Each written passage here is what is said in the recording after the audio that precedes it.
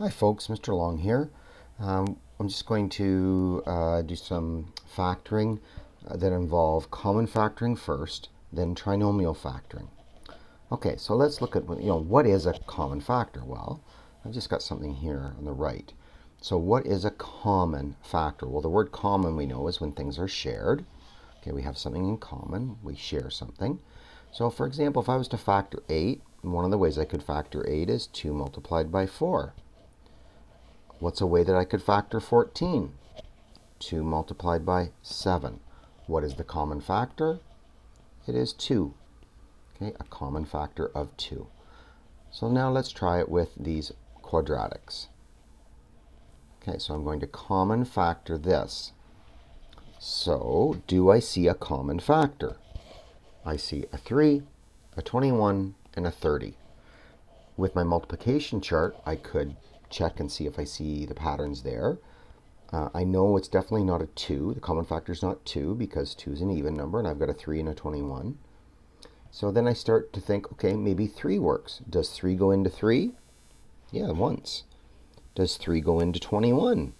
Yes. Does 3 go into 30? Yes, 10 times. So here's what factoring, common factoring means. I remove the common factor. Okay, I remove the common factor. When I factor, I don't change the quantity. I do not change the value. Okay? So that means if I'm not changing the value of something, the only two things I can do is I can multiply or divide by 1, or I can add 0. That's the only way I can do something and not change anything. So here's what we do when we common factor.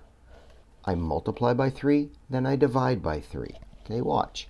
So I multiply by 3, and then I still have my 3x squared divided by the common factor of 3. So if we notice, this is showing multiply by 3, then I take it and I divide by 3. Well, I would have 3 times 3 is 9, divided by 3 is 3 again. I didn't change anything. Okay, I didn't change anything. I multiplied by 3 and I divided by 3. Okay, next, minus 21x. And 3 is the common factor, so I divide by 3. And then finally, I have plus 30. And what do? I divide by the common factor. Okay, so, and I'll put a 3 there in red. So what I did now is I multiplied by 3 and I divided by 3. I didn't change anything. Multiplying by 3 and dividing by 3 is the same thing as multiplying by 1, which doesn't change anything. Now I need to simplify that. So I have 3, then in brackets, 3 goes into this 3 once, so that's x squared. This 3 goes into 21, negative 7 times, so negative 7x's. And then this 3 goes into 30, plus 10. Okay.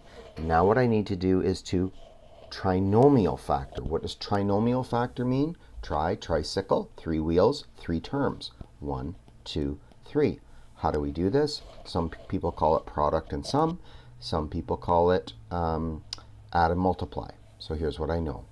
I know that two of the factors are going to have add up to negative 7, and the same two factors are going to have to multiply to 10.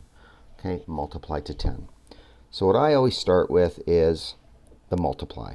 So I go 1, 10, 2, 5, and that's it. So is there a way to combine 1 and 10 or 2 and 5 and make 7 by adding? Okay, so 2 times 5 we know is positive 10. 1 times 10 is positive 10. But wait. What happens when I multiply two negatives? I also could have negative 1, negative 10, negative 2, negative 5. Because those both multiply to positive. So which one works? Well, it looks to me like negative 2 plus negative 5 is negative 7. Negative 2 times negative 5 is positive 10. Okay?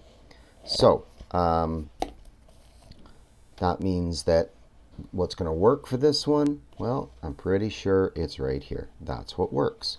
What do I write then? I have my 3, and now I write my factors.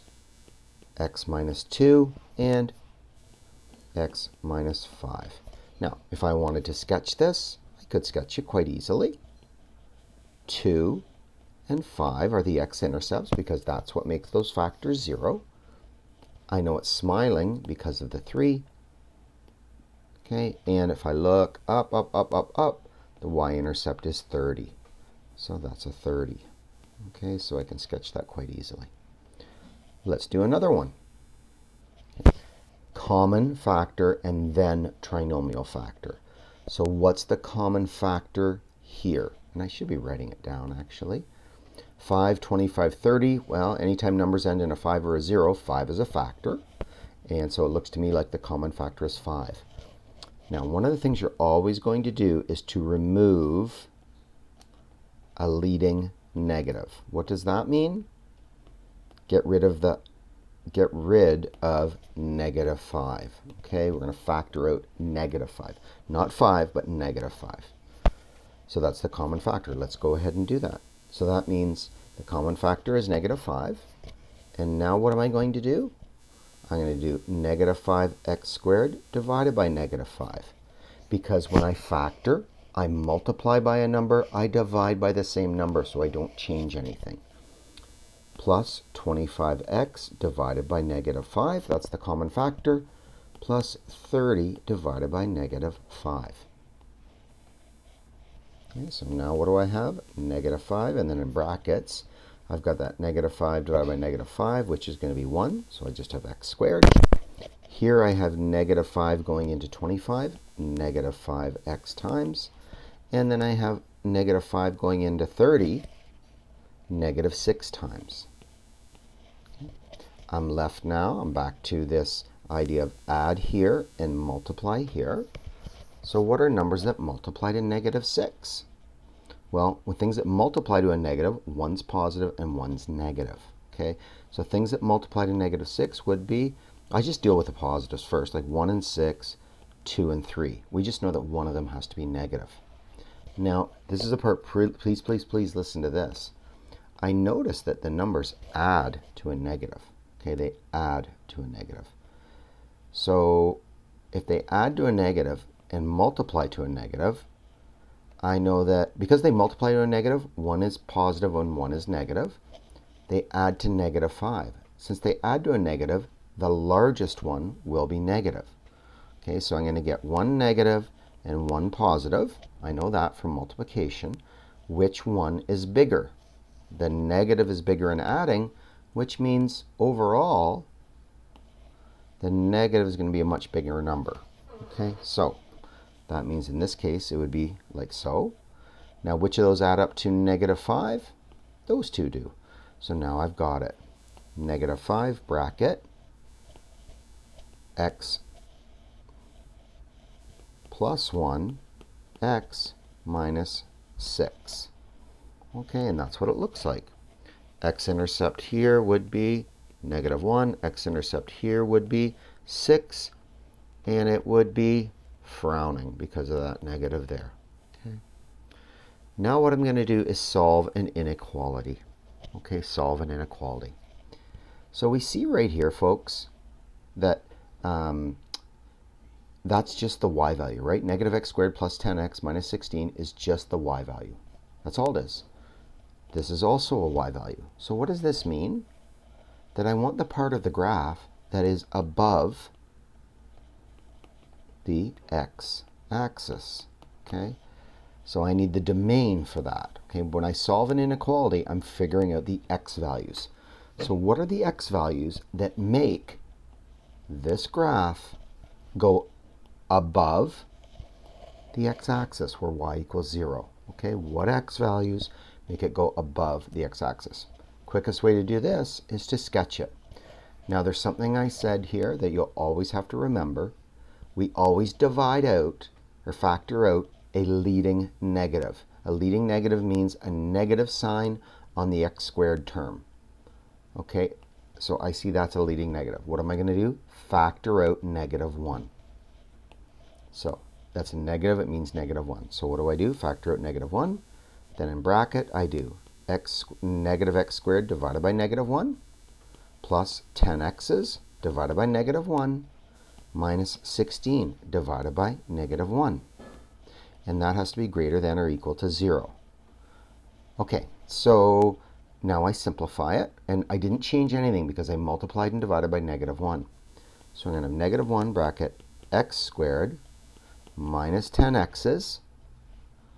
Now a negative negative is a positive, so that becomes plus 16, and that's going to be greater than or equal to 0.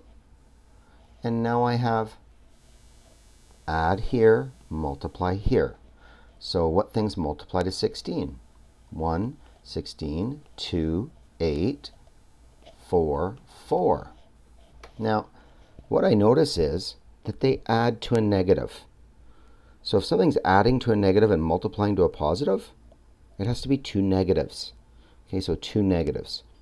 So I know that all of these are negatives. So negative, negative, negative, negative, negative, negative. But which of those will add up to negative 10? Right there. Okay, so I come over to here. I represent it in what's called factored form. Negative 1 bracket x minus 2, x minus 8, and that has to be greater than or equal to 0. Okay, folks? So now I make a graph. So we're going to solve the inequalities that you're going to work with today. You're going to solve them all graphically, not algebraically, graphically. So what does this graph look like? Well, I know it has x-intercepts of, what makes that factor 0? X equals 2, or z equals 2. What makes this factor 0? X equals 8. And let's again remember that. Remember that this represents a y value, this whole thing here taken together.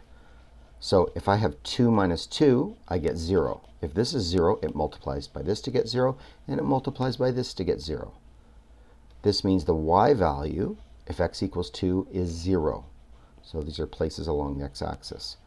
So that occurs at x equals 2 or x equals 8. 2 and 8. Just a rough sketch. Then I look here and I notice that the graph is frowning. Okay, the graph is frowning. So I'm just drawing a rough sketch. Okay, there's what the graph looks like. Now I look and let's solve the inequality. What does greater than or equal to 0 mean? It means it's above 0, right? Above 0. So what do I shade in? I shade in that part of the graph which is above 0. Now let's look at the symbol that we used. Greater than or equal to. So above or on the x-axis. Ooh, so I didn't say that. Above 0 or at 0. Okay, so what's the interval going to be? The solution for that? X is going to be anything between 2 and 8. And since it includes, since it's equal to, it's going to include as well.